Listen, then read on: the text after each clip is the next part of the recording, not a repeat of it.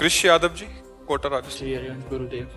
श्री हरिवंश महाराज जी, आपके चरणों में कोटि कोटि प्रणाम। गुरु जी, आपने बताया कि नाम में तारण शक्ति है, नाम को चाहे कैसे भी जपो वो हमें समान फल ही प्रदान करेगा। तो गुरु जी, हम ऐसा क्यों कहते हैं कि हमें नाम को एकाग्र होकर जपना चाहिए, और जब हम नाम को एकाग्र होकर जपते हैं तो हमें ज्यादा फायदा क्यों महसूस होता है?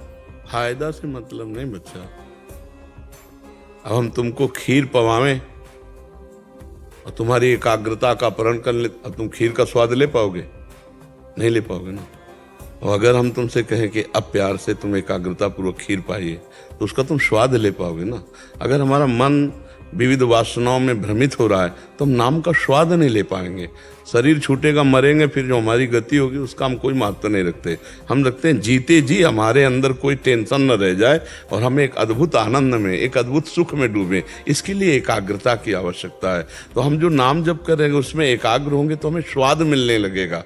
अगर हम एकाग्र न हो तो फिर स्वाद नहीं मिलेगा। कल्याण तो कर ही देगा, तो कल्याण करेगा मरने के बाद। हमें स्वाद चाहिए अभी। अगर अभी स्वाद नहीं मिला तो हमारा मन विषयों में नाम जपते हुए भी कूद जाएगा।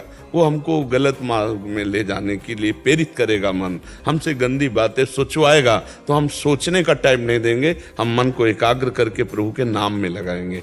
राधा राधा राधा। देखो, जीवन का कोई ठिकाना नहीं है। किसी भी क्षण शरीर छूट सकता है, हमारा या आपका। मतलब शरीर रोगग्रसित है तो इसलिए पक्का हो चुका है कि अब जल्दी ही जाने वाला है। ऐसे पता ही नहीं किसी को कब चला जाए। अगर हम नाम का स्वाद अभी न लिए तो हमें मरने के बाद जो कल्याण का है उस पर ज्यादा महत्व नहीं। हमारा महत्व है जीते जी हम निर्विकार होकर भगवान के चिंतन में मस्त हैं। भारी से भारी कष्ट की परिस्थिति में भी हम आनंदित हैं। मृत्यु का भय उपस्थित होने पर भी हमारे अंदर कोई भय न हो, तब तो हम भजन कर रहे हैं। अब चित्त डोलेगा संसार में और नाम जब कर रहे हैं तो हमारे को ये बल थोड़ी मिलेगा निर्भय होना, निश्चिंत होना, निशोक होना, आनंद से प्रफुल्लित हो जाना, रोमांचित हो जाना। इसके लिए कह रहे हैं। देखो बच्चा, जब क्लास में एक में विद्यार्थी की भर्ती होती है और वो पार्टी में गोली डंडा खींचता है तो टीचर कहता है शाबाश और टाफी देता है। लेकिन वो कई दिन अगर वैसे खींचता रहे तो थप्पड़ मारा जाएगा। इतने महीने हो गए तू इतना ही चल रहा है, तो प्रारंभ में ये शाबाशी दी जाती है।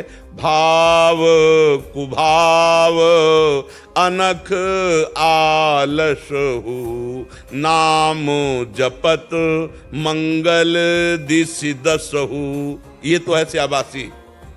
फिर जब उसको पढ़ाई में आगे बढ़ाया जाता है, सादर सुमिरन जे नर करही, गोपद इयु भवसागर तरही। सादर सातु दीर्घ काल निरंतर सत्कार सेवितो दृढ़ भूमि।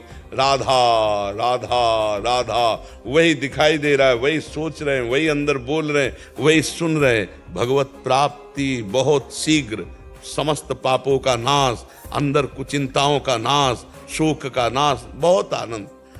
नाम जब परम आनंद प्रदान करता है। शुरू तो करे और कहीं एकाग्रता पूर्वक करे तो बहुत जल्दी लाभ मिल जाए।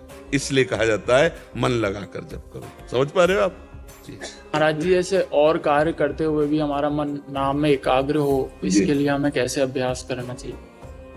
पहले तो हमें जबान पर ध्यान देना है। 3 प्रकार से नाम जप होता है, वाचिक, उपांश और मानसिक।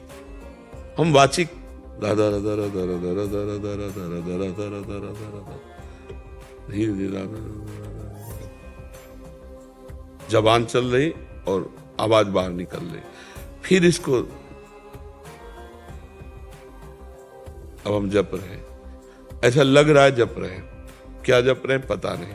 अब इसमें बहुत बढ़िया है, कोई जान भी नहीं सकता और हम कार्य भी कर रहे हैं, सोनी लगा रहे हैं या जो भी कार्य कर रहे हैं, जो भी कार्य कर रहे हैं, अंदर ही अंदर जबान से नाम जप कर रहे हैं, उपांशु से, और कार्य कर रहे हैं। इससे अभ्यास बन जाएगा। और जब अभ्यास बन जाता है तो अब देखो चल रहा है, कोई परिचय नहीं है कि हम नाम जप कर रहे हैं और अंदर वो चल रहा है। हमारे नेत्रों के सामने ध्यान में वही नाम है और अंदर नाम। अब हम सब कार्य कर सकते हैं, आपसे बात भी कर रहे हैं। हम आपके माइंड दिमाग में राधा नाम लिखे, मस्तक में राधा नाम हमारे दिमाग में लिखा, तुम्हारे मस्तक पे लिखे राधा। अब बात कर रहे हैं आपसे, हमारी दृष्टि में राधा 1 मिनट के लिए, 1 सेकंड के लिए भी नाम नहीं छूट रहा। अभ्यास, अभ्यास, अभ्यास योग युक्तेन चेतसा नान्यगामिना।